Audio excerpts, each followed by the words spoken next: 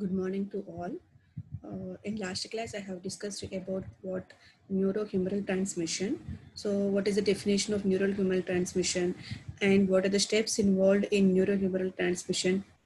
In neurohumoral transmission, there are 5 steps. Is there that is impulse conduction, transmitter release, and transmitter action on post-junctional membrane and post-junctional activity, and last one is termination of the acetylcholine action.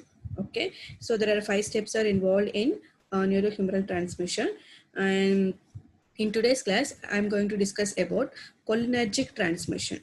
Okay, so what is cholinergic transmission? So cholinergic transmission means it is defined by the physiological process. Okay, is it defined by the physiological process that utilizes the acetylcholine to communicate between the cell. Okay, so cholinergic transmission is defined by the physiological process that utilizes the what neurotransmitter. So the name of the neurotransmitter is acetylcholine. So that neurotransmitter is required for the transmission of nerve impulses from one neuron to another neuron or neuron to effector organs. Okay, total that process is known as cholinergic transmission. Okay, so what is the definition of neurohumoral transmission? Neurohumoral transmission is nothing but it is a process. In this process, there is a transmission of nerve impulses from one neuron to another neuron with the help of neurochemical substance or neurohumoral substance, that is known as what neurohumoral transmission. Okay, so here it is, the cholinergic transmission is nothing but it is defined by the physiological processes, so that utilizes the what kind of neurohumoral substances, that is acetylcholine. Okay, so that acetylcholine is required for the transmission of what now impulses from one neuron to another neuron or neuron to effector organ. Okay, so total that process is known as what neuro total that process is known as what cholinergic transmission. Okay, so if it is acetylcholine is required for the transmission of nerve impulses, that transmission is known as cholinergic transmission. Okay, if adrenaline is required for the transmission of nerve impulses from one neuron to another neuron, means that kind of transmission is known as adrenergic transmission. Okay, so here it is mainly I am going to explain about what is the synthesis process of what acetylcholine and where it is stored. The acetylcholine is where it is stored in nerve terminal. Okay, and how it is releases from the synaptic vesicles.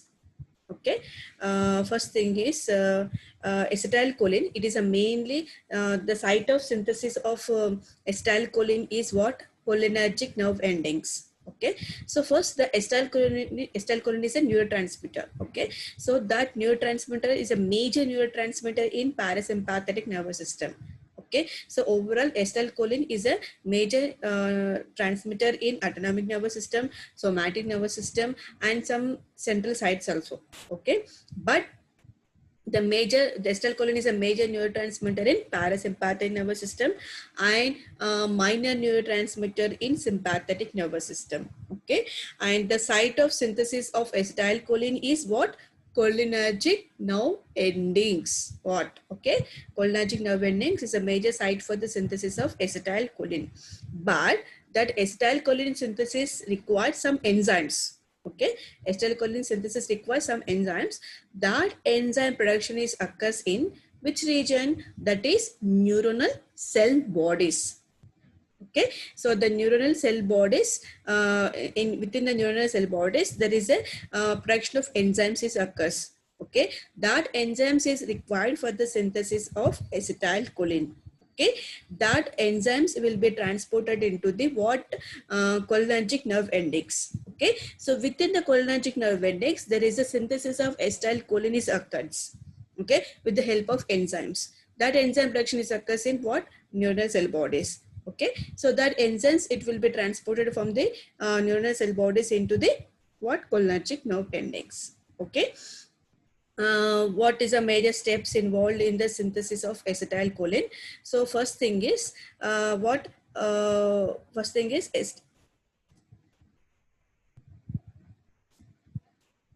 there is a entry of glucose into the presynaptic nerve terminal. Okay, by facilitated diffusion. Okay, by the facilitated diffusion, there is an entry of glucose into what? Presynaptic nerve terminals. Okay, then the glucose is converted into pyruvic acid. So upon the process of glycolysis, okay, upon the process of glycolysis, then what will happen? The glucose is converted to pyruvic acid. Okay, and the breakdown of glucose by enzymes, and it releases the what? Pyruvic acid and energy also. Okay, so this pyruvic acid, it will enter into the what?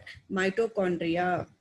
Okay, upon the glycolysis process, there is a the end product of the glycolysis, what? Pyruvic acid. Okay, so there is a conversion of glucose into pyruvic acid. The process is known as glycolysis. Okay, so this pyruvic acid is entered into the mitochondria, that mitochondria which is present in presynaptic nerve terminals only.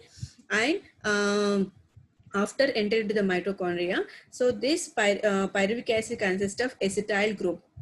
Okay, that acetyl group is present in pyruvic acid. Okay, so that acetyl group, it combines with coenzyme A. Okay, coenzyme A, that coenzyme A which is also present in mitochondria.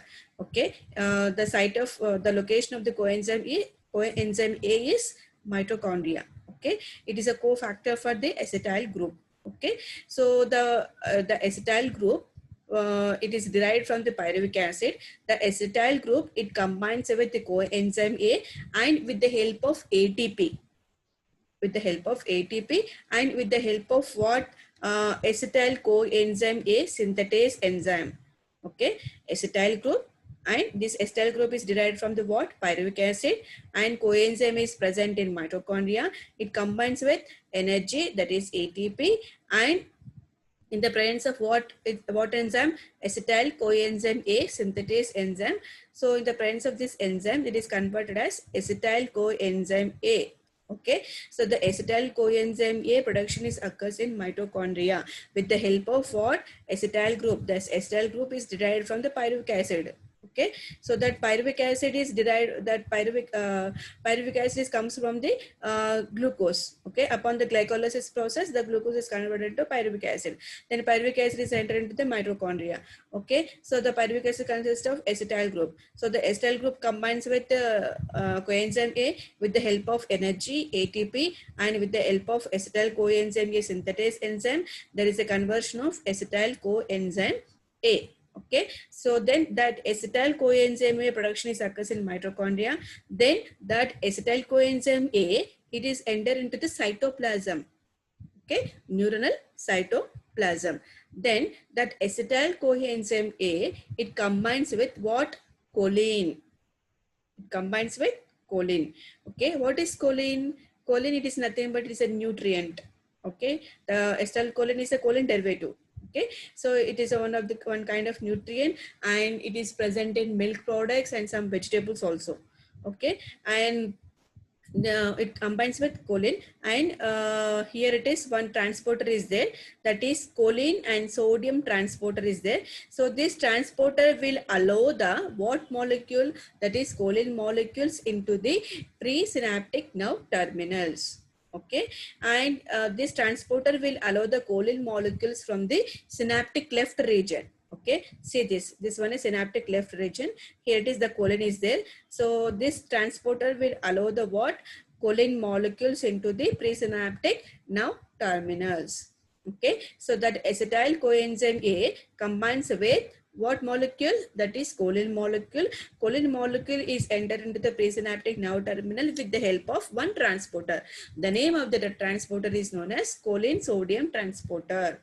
Okay, and with the help of one enzyme, that is choline acetyl transferase.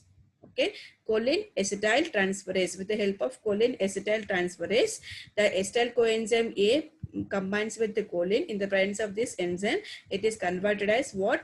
Acetyl choline. See this? The acetyl coenzyme A is combines with what? Choline molecule, and in the presence of what? Choline acetyl transferase enzyme, then it is converted as what? Acetyl choline. Then this acetyl choline, Okay, the synthesis of acetylcholine processes occurs in prejunctional nerve endings, and this acetylcholine will enter into the what synaptic vesicles. Okay, so see this one is sac-like structure. So this is a vesicle. Okay, this vesicle consists of what neurotransmitter, and this vesicle membrane consists of one kind of transporter is there. So the name of the transporter is vesicular acetylcholine transporter. Okay, so vesicular acetylcholine transporter, that transporter is present in synaptic vesicle membrane. Okay, so this transporter, what this transporter will allow the acetylcholine. Okay, this transporter will allow the acetylcholine into the synaptic vesicles. Okay, and after that what will happen, then the production of acetylcholine is happen. Then acetylcholine storage is the site of storage of acetylcholine is what synaptic vesicles. Okay, then afterwards when action potential, okay, when action potential is arrived at the prejunctional nerve endings, then what will happen, there is the activation of the calcium channels. Okay, then the high influx of calcium ions into the prejunctional nerve endings. Okay, already I have told in last class, that is neurohumoral transmission, especially in that second step, that is the name of the step is transmitter release. So in the step, then what will happen, after arrival of what action potential, then what will happen, there is a activation of which ion channel, that is calcium ion channel. Okay, the calcium channels, it will be activated, then the calcium influx is occurs. Okay, so nothing but the high influx of calcium ion to the ions into the what prejunctional nerve terminal. Okay, so that calcium ions, okay, that calcium ions is triggers the release of neurotransmitter. That calcium ions are triggers the release of neurotransmitters from the synaptic vesicles. Okay, by exocytosis process. Okay, so the synaptic vesicle membrane is fuses with what nerve terminal membrane. Okay, by the exocytosis process. Exocytosis means the movement of substances from inside to outside, that is known as exocytosis. Okay, then what the neurotransmitter is released into the synaptic cleft region. Okay, the calcium ions are mainly triggers the release of what triggers the release of neurotransmitters from the synaptic vesicles. Okay, then the neurotransmitter is released into synaptic cleft region. See this one is acetylcholine, and this acetylcholine is binds with what cholinergic receptors. Okay, that receptors which are present in postsynaptic neuron. Okay, then after binding with cholinergic receptors, that's a main what is the main purpose of that acetylcholine? The acetylcholine is required for the transmission of what nerve impulses from one neuron to another neuron. Okay, so then this acetylcholine, after binding with the receptor, the receptors is present on postsynaptic membrane. So the receptor consists of ion channel. So depending upon the opening of that ion channel, then what will happen, the slowly there is a transmission of the impulses. There is a changes in the action potential. Okay, so there is an action potential. The voltage changes is occurs in postsynaptic neuron. So the nerve impulses is propagated from the presynaptic neuron to what postsynaptic neuron. Okay, so after showing its action, acetylcholine, after showing its action, then what will happen, that acetylcholine it will be inactivated in the synaptic cleft region. Okay, so in the presence of the cholinesterase enzymes. Okay, so there are two kinds of cholinesterase enzymes is there. So that is acetylcholinesterase enzyme and butyrylcholinesterase enzymes. Okay, so here it is the acetylcholinesterase enzyme. It is a major cholinesterase enzyme. It is also known as true cholinesterase enzymes, acetylcholinesterase enzyme. Okay, so this acetylcholinesterase enzyme is present in synaptic left region. So this enzyme is required for the breakdown of what? Acetylcholine.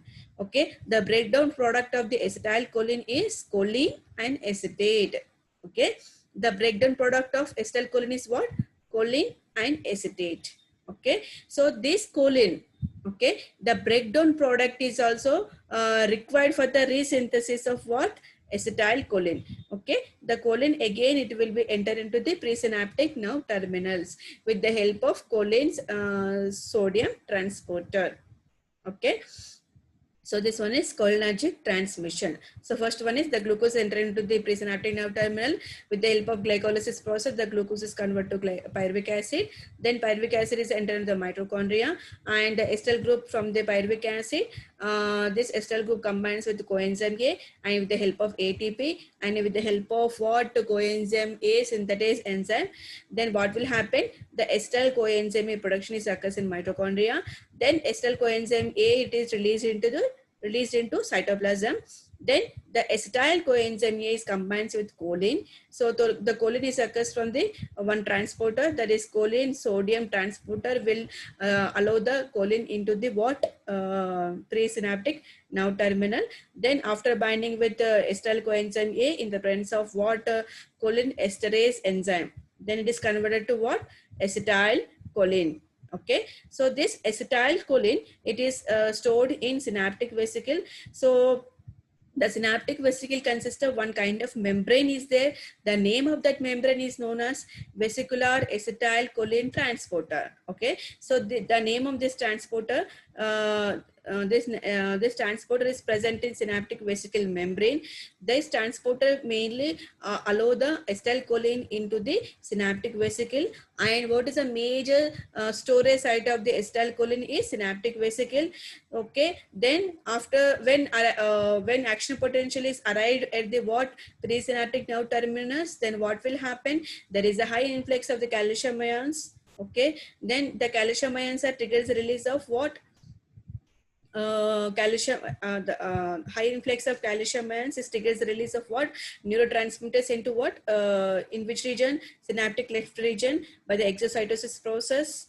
Okay, so then the neurotransmitter is binds with postsynaptic neuron. Then that nerve impulses is propagated to another neuron. There is a changes in action potential. The membrane potential changes is occurs in postsynaptic membrane. Okay, so that membrane potential changes is occurs in the postsynaptic neuron in the response to what? Acetylcholine. Then that acetylcholine is degraded by, after showing its action, it is degraded by what? Cholinesterase enzymes. Okay, so then the breakdown products are choline and acetate. So okay, that choline is required for the resynthesis of acetylcholine. Okay, so here some drugs is there. Hemicolinium. Okay, hemicolinium, this is a drug. So this drug is inhibit the block the one transporter, that is sodium and choline transporter. Okay, sodium and choline transporter. This transporter is via sodium dependent carrier. Okay, so hemicolinium it is inhibit the choline uptake. So why it is inhibit the choline uptake? Because of hemicolinium is block the sodium and choline transporter. Okay, so see this sodium and choline transporter. So this transporter will be blocked by hemicolinium. Okay, and next one is vesimicol. Okay, it is also drug, and this vesimicol it is inhibit the vesicular uptake. Nothing but the synaptic vesicle consists of what? Vesicular acetylcholine transporter. Okay, so what is the major function of this transporter? This transporter will allow the acetylcholine into what? Acetylcholine into the synaptic vesicle region. Okay, that vesimicol it is inhibit the vesicular uptake, because vesimicol it is inhibit the VAT, vesicular acetylcholine transporter. So that transporter is mainly present in synaptic vesicle. See this one is synaptic vesicle. Okay, vesicle. Okay, the vesicle it is inhibit the transporter. So by the inhibition of this transporter, then what will happen? There is no entry of acetylcholine into the synaptic vesicles. Okay, and next one is botulinum toxin. Okay, so this botulinum toxin, it is inhibit the release of acetylcholine. Okay, so botulinum means it is one kind of neurotoxin. Okay, so this neurotoxin, it is produced by clostridium bacteria. Okay, so this botulinum toxin, it is mainly inhibiting the release of acetylcholine from the synaptic vesicle. Okay, so botulinum toxin is inhibit the release of acetylcholine from the synaptic vesicle.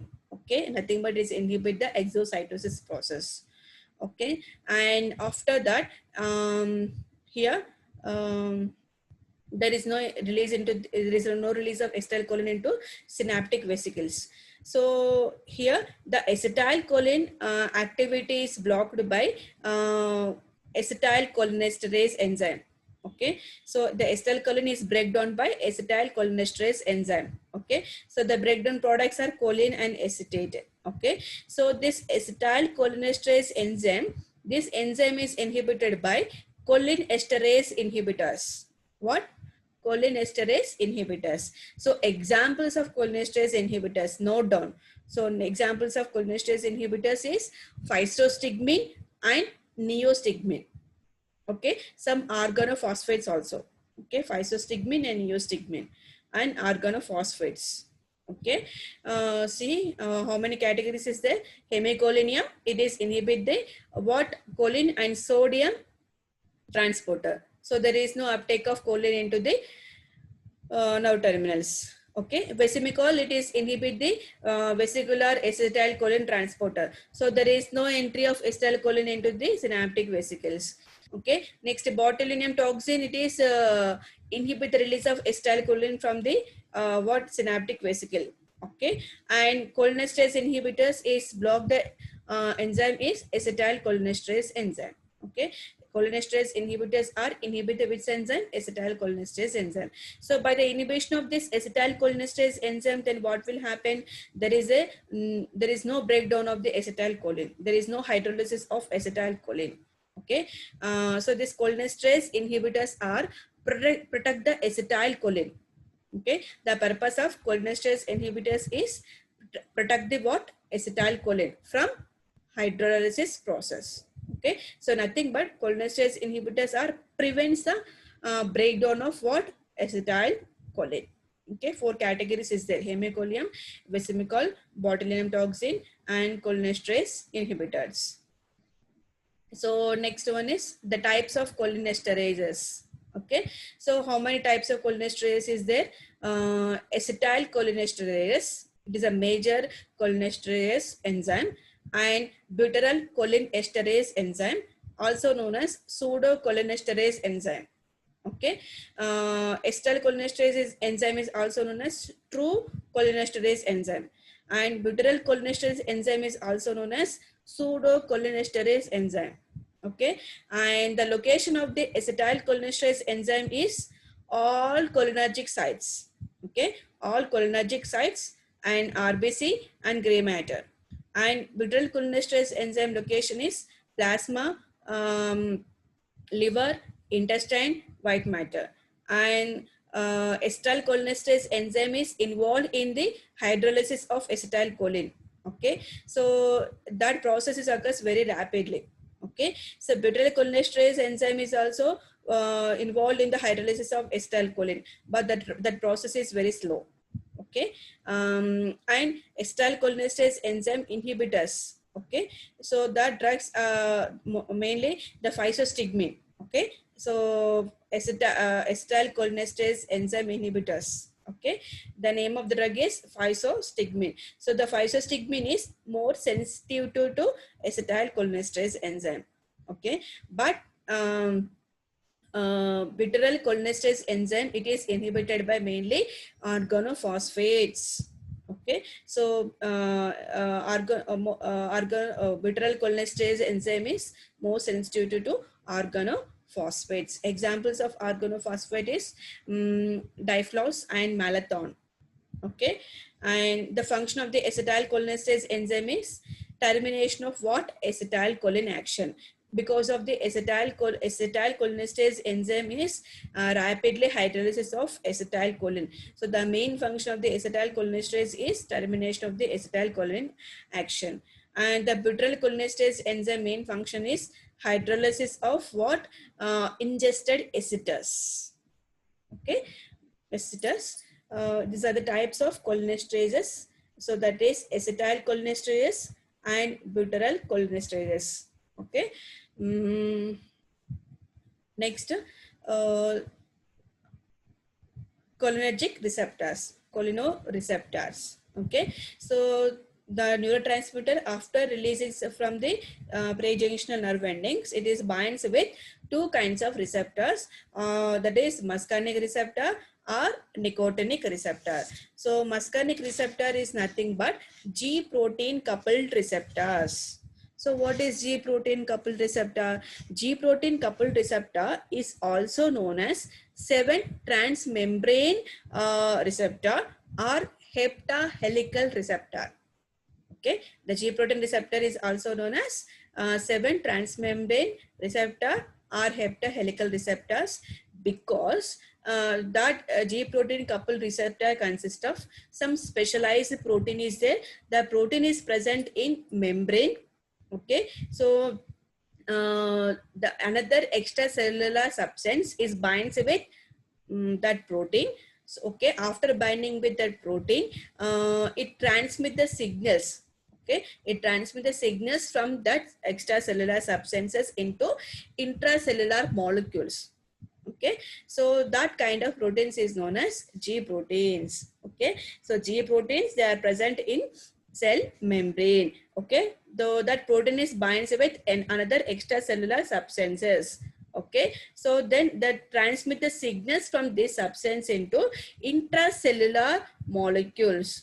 Okay, so that kind of protein is known as what? G protein. Okay, that proteins which are present in cell membrane. Okay, the type of muscarinic receptors is G protein coupled receptors, and the acetylcholine is binds with another kind of receptor, that is nicotinic receptors. So the type of nicotinic receptor is ligand gated cation channel. Okay, so this ligand gated channels is also present in cell membrane. So the channels is activated in the response to what? Ligand. Okay, or ligand. Okay, ligand or ligand is nothing but it is any chemical signal or any other chemical molecule. So that chemical molecule will activate the cation channel. Okay, the type of nicotinic receptor is ligand gated cation channel. Okay, this channel is activated due to ligand. Okay, also known this ligand or ligand is nothing but it is a chemical substance or chemical molecule or chemical signal. Okay, so this signal will stimulate the opening of the cation channels. Okay, so the type of nicotinic receptors is ligand gated cation channel, and muscarinic receptor type is G protein coupled receptors, and muscarinic receptor agonist is muscarine, and selective agonist for nicotinic receptor is nicotine, and antagonistic for muscarinic receptor is atropine. Antagonistic for nicotinic receptor is D-tubercularine. And there are 5 types of muscarinic receptors as they are there. That is M1, M2, M3, M4, and M5.